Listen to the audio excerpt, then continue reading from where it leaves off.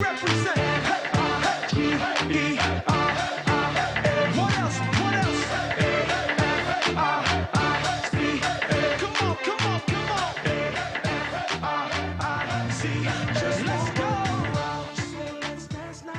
right, welcome back.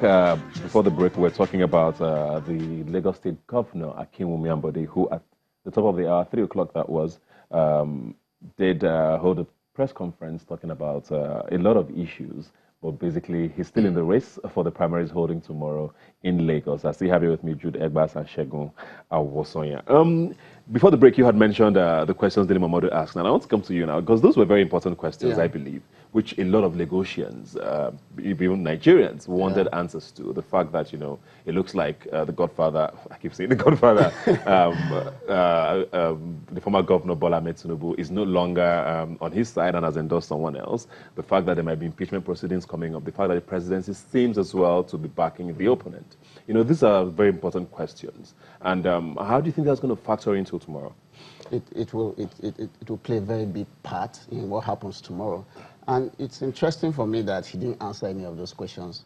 I think he should have answered at least one. He just made it seem as if Dele Momodu didn't even ask any question at all, which I think is unfair. We do know at this point that Bola Tinubu, even though he hasn't said that publicly, isn't backing Ambode.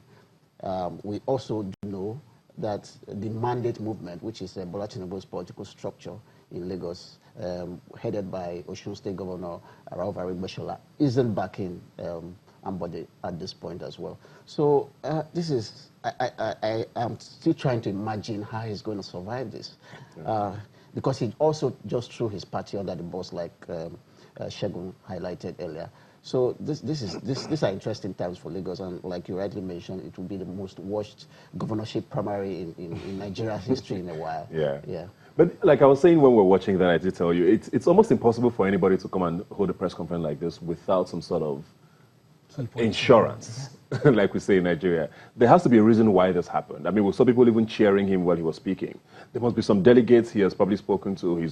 There must be a reason why. Why do you believe this is already lost? Well, first of all, we need to look at cost-benefit analysis of this. Not even really cost, but what exactly is the value in this press conference? Who gave him the assurances that coming out like this will win you sympathies from delegates? Because again, you only came out reacting, and that's not the position of strength. There's no value proposition in playing the victim, especially as a governor at this point in a heated internal political space. There's something called political integration. You know, everybody wants to be a part, and nobody wants to back a losing horse. Now, every delegate will be looking at the perception, the public perception. They'll be looking at where the leaders are, you know, in order to win favors, because everybody wants benefit come 2019. Who is going to stand behind you with all the allegations that you've thrown out there? Who is going to put their name behind it and say, yes, I support what you have said? You'll be shocked at the end of the day to see that people will come out, the people you probably must have agreed with, coming out to, you know, say that they themselves don't support this thing. Does this do anything for or against the APC now? Looking at the PDP, I mean, the PDP, we're still not sure who the candidates might be. We've heard whispers. I mean, we had a confirmation of Jimmy Agbaji, of course. We've heard whispers about Femi Otedola. We don't know who else might be the candidates there. Does this play to PDP's strength, or do you think APC is going to come out stronger for this? No, they have already whittled down their own powers with this, you know, infractions and all the statements that is floating in the air. But again, the worst thing that could happen under a populist administration is for you not to have a structured opposition. If the opposition is not structured enough or organized enough, you know, we can only wish that these things that we have seen, you know, will probably create an opportunity or an advantage for the opposition. But the question remains, how organized are the opposition? Yeah. How organized are the other candidates? I ask this because in 2015, the elections were pretty close in Lagos. Actually, a lot closer than most people thought it was going to be, between Jimmy Agbaji at the time and Akinwumi Ambode. Do you think the APC is stronger today in Lagos? Do you think the PDP could actually... I think the PDP should be very happy with what's going on in the APC right now. And if I were the PDP, I'll bring up a candidate that has some kind of mass appeal that can match the APC, because the APC is actually very vulnerable in Lagos at this point. And like you mentioned, in the last election, it was very close. And so if the PDP hits the ground running and begins to mobilize they could actually steal it. And it's there for the taking, actually. And the APC right now in Lagos is splintered, and it doesn't look like a united house. Taking that nationally now, because even as a national party, there seems to be all of these issues as well. We've had people who ran in and have run out again. Those who still remain there, there's a lot of bickering. We're not sure what's going to happen after the primaries, because most of the state governors, some of them might also go through issues like this, which the Lagos state governor is going through. What do you think is going to happen with the APC now? Because this happened with the PDP last time, and the APC benefited.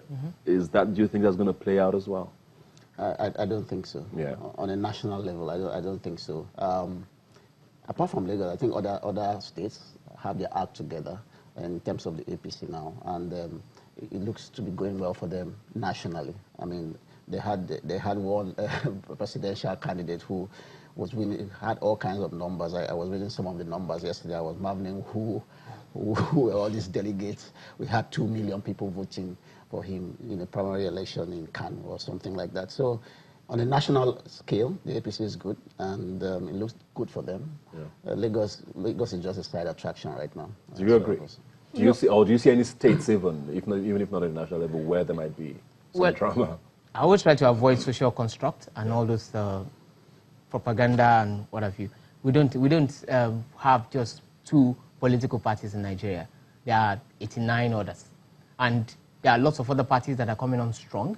And if they field a proper candidate that people can connect with, they are probably going to have benefit from this opportunity. Realistically? Realistically, yes. Because right now, Nigerians generally are fed up, and they want something different. The only problem is we don't want to leave our comfort zones, and we're afraid of the unknown. So that's exactly what we have. So if you have a credible candidate coming out, to show sincerely what he will do when he gets there, what he has done where he is, and where he hopes to see Nigeria or the state. Is there enough time for that, though? Yes, I mean, we've seen a lot of the state elections that have held, especially in the Southwest now, where we have had other parties run, but it's always come down to these 2 main parties. Do you think any other party or candidate, considering this is October pretty much, elections are in February? There is ADP. You've heard of ADP? ADP is a very strong party, and they have good standing, and it's a new party, one of the breakouts of PDP as well. We have COA party is also there. We have ANN is also there. So there are pretty much wonderful parties out there with good candidates. We have SDP. So it's now for us to begin to look, to cast our net wider and to begin to look beyond what we have always known. PDP is not as strong as it used to be, and APC has already deflated their own ego publicly. So that's where we are. Because most people would say that, okay, all of these parties are there, all of these impressive candidates are there as well. We have a lot of these other younger, I don't like to call them youth, because the youth bracket in Nigeria seems to get wider with every conversation. But we have all of these candidates, all of these parties who are on the side. Most people have said realistically they might not stand a chance of winning, but they will definitely chip at like the numbers of some of these other parties. In elections like in the United States, for example, when there's a third wind, you always know whose party is going to lose out, because that candidate is going to take out of. Who do you think is going to be the loser for it when votes go to any of these other parties or candidates? Who stands the most to lose? In terms of PDP and APC? Yes, because I mean they are the 2 biggest, whether we like it or not. My fear for the other parties is that do they have the money and the structure right now to match the big 2? I was in Oshun, for instance, to cover the election. And what struck me was the kind of money in circulation. I don't think the likes of Young People's Party or the other parties have that kind of money to go into wards, go into polling units. So it's not whether Nigerians whether these people, alternative parties, can emerge and bring out candidates. It's whether the other parties from the 8 can match the PDP and the APC money for money. And right now, I don't know where they're going to get that money from.